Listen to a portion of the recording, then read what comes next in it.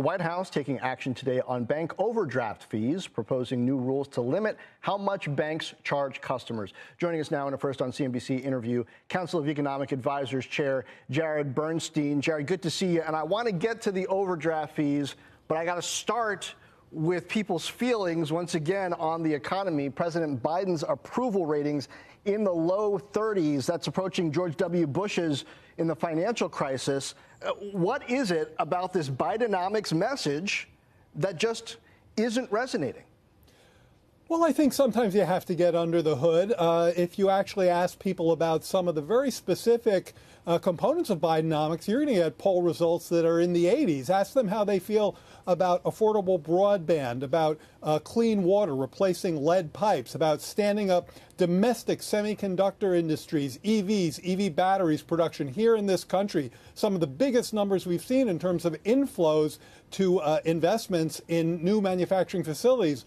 All of those poll off the charts. So I think there's probably something lost between the cup and the lip when you go more broadly. But when you drill down into the individual policies, you do get better poll results. Yeah, and when something gets lost between the cup and the lip, we've all experienced that. Not pleasant for the one trying to do the drinking. Okay, on to the overdraft fees. This is an important issue because is this sort of a cost of doing business where banks should be providing these services at cost? Or is this something that should be more thoroughly regulated in how much banks are allowed to charge?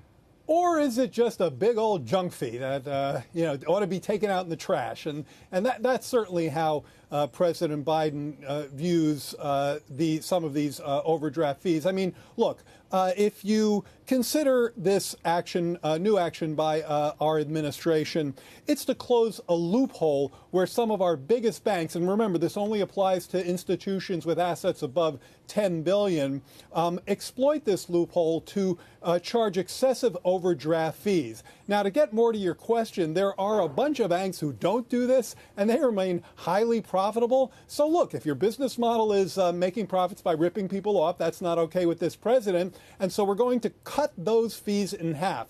This saves $150 on average for households who are hit with these fees. And if you aggregate them up across the country, that's $3.5 billion yearly savings by taking down this exploitative fee. So we're happy to go there. Okay, so let's go back to the macro.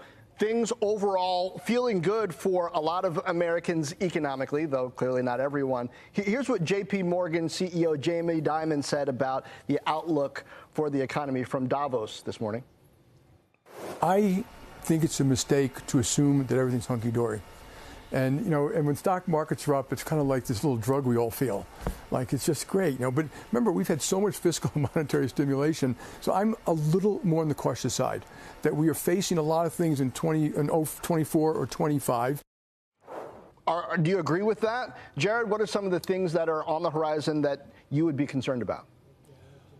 Well, first of all, the president, of course, takes much more of a kitchen table than a Davos approach to where the middle class is right now. And there, I think, if you look at the current state of the economy, there's some important things happening. I agree, by the way, that there's always risk factors out there, and we should get to them.